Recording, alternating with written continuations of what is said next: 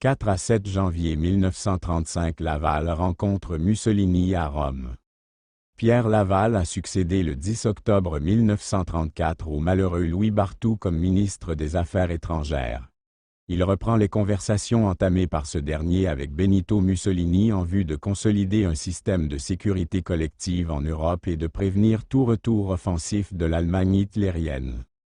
Le 4 janvier 1935, il se rend à Rome et propose au Duce de régler le contentieux colonial franco-italien concernant notamment le protectorat français de Tunisie que revendique l'Italie fasciste.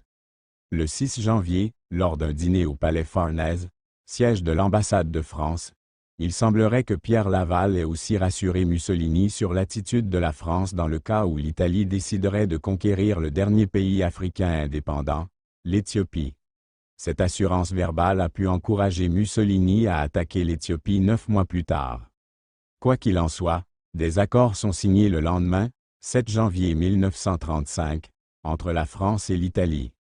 Il prévoit que le statut privilégié des Italiens en Tunisie serait aboli progressivement entre 1945 et 1965, et que l'Italie recevrait en contrepartie 800 km² de désert en Tunisie et 800 km² de désert en Érythrée, ainsi que des actions de la Société du chemin de fer Djibouti-Addis Abeba.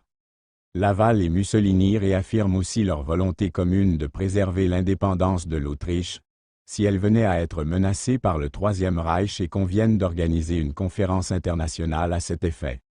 Cette conférence se déroulera avec les Britanniques à Stresa le 11 avril 1935 dans un contexte très tendu.